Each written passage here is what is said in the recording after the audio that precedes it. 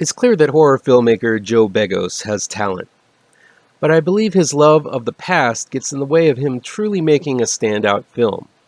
Bliss was close. It definitely offered up a grungy look at the seediest of underbellies of both LA and the LA art world. But still, it felt as if Begos was emulating the lifestyle rather than highlighting the horror that was occurring on screen. It's the same problem filmmakers like Rob Zombie and even Quentin Tarantino have. Zombie loves his hillbilly grunge, but seems too close to it to do anything else, making his films feel repetitious and kind of gross, especially after he's been given the chance to evolve over a few films and seems dead set against it. Tarantino has managed to elevate his style to the point where his films feel like homages, but still have that essence that has become truly his own genuine style. Begos really loves John Carpenter films. Most of his films reflect this. But while this love shines through all of his movies, I've yet to see Begos' own personality shine through, and thus his films feel like really good remakes that look, sound, and feel like a Carpenter movie. Take VFW, for example.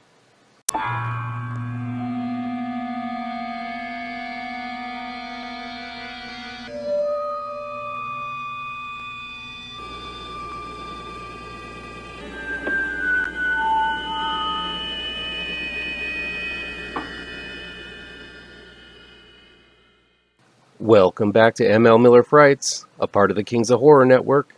I'm ML Miller. Before we begin, remember to give this video a like, share with your buddies across the electronic superhighway, click subscribe to this channel, and don't forget to ring that bell for notifications. Please get the word out to new folks so we can make this channel bigger and better. VFW is available on demand, on Blu-ray and DVD, and digital download from Voltage Pictures.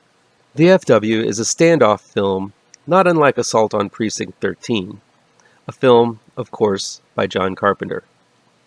A group of old soldiers who belly up to a bar at the local VFW hall every night end up in a skirmish with a rabid group of opioid addicts from a neighboring building. The title card explains that the opioid crisis has intensified when a new drug called Hype has been introduced that basically makes the users into rabid animals. When a kid named Lizard, played by Sierra McCormick, steals a giant load of the drugs from head dealer Boz, played by Travis Hammer, she takes refuge in the VFW hall with an army of addicts behind her. This forces these old barstool warriors to stand up against these hippie whippersnappers who dare desecrate their sacred hall. It just so happens to be the birthday of bartender Fred, played by Stephen Lang, and he'll be damned if some lousy punks ruin it. There's a lot VFW has going for it. First and foremost, Begos has assembled one hell of an awesome cast. While they may have seen better years, it's fantastic to see Lang team up with such tough-as-nail actors as the Fred Williamson, the Karate Kid's Martin Kove, and the always awesome William Sadler from Demon Knight.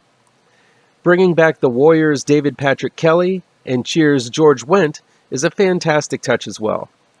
Seeing these guys razz each other and talk shit about the good old days is a real treat. Seeing them get a chance to take part in some of the ultra-violence one last time is equally fun. Each of them have had countless memorable moments in film and TV, and Begos makes sure to give each of them their moment to shine here. Lang is solid as the lead. Sure, he can act the hell out of a villainous role, but here we get to see him fight for the good guys, and it's great to see him offer up a gruff but soulful take on the protagonist for a change. Whatever else criticism that I'm about to lob at VFW, seeing this cast dive into the fray one last time makes this film worth a watch. Cast, charm, and charisma aside, VFW is a frustrating movie on many, many technical levels. Mostly every scene is filmed inside a dimly lit bar. And when it's not in that dimly lit bar, it's filmed on a dimly lit street or inside a dimly lit tenement house where the gang and the Druggies live. This is a dark movie, and I'm not talking about the subject matter. There are entire scenes that are filmed in almost utter darkness. So much that it's difficult to know simple layouts of the area being filmed and who is doing what to whom. I understand Begos might want to pay homage to Carpenter's equally dimly lit Assault on Precinct 13, But that film looked that way because, at the time, that's the best Carpenter could do with the equipment he had.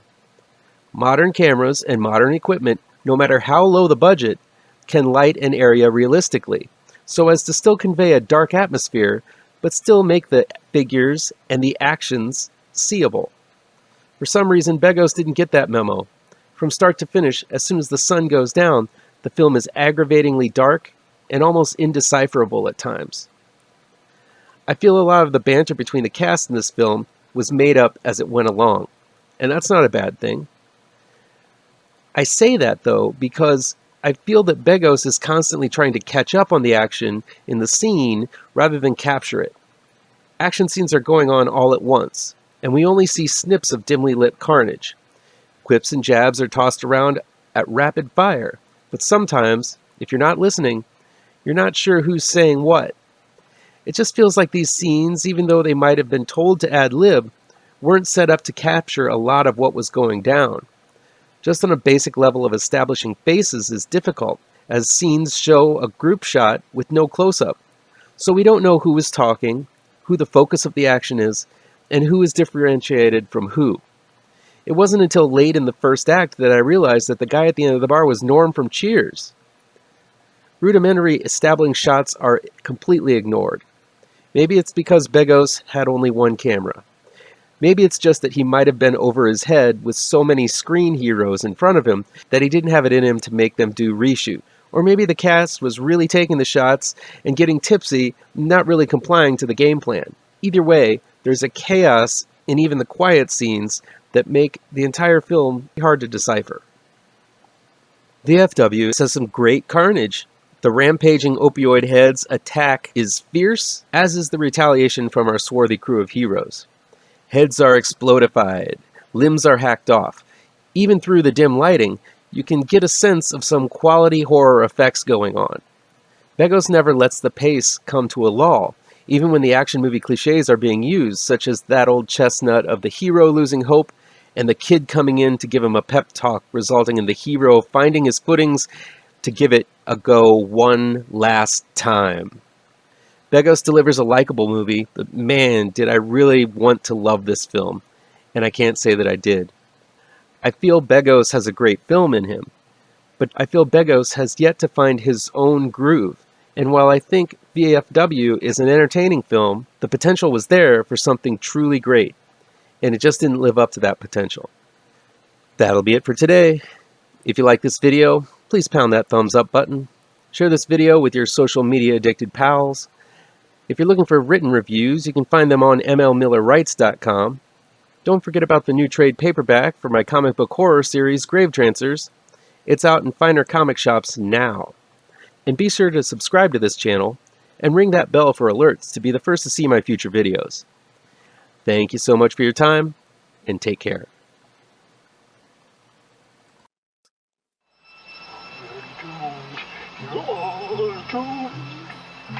You're doomed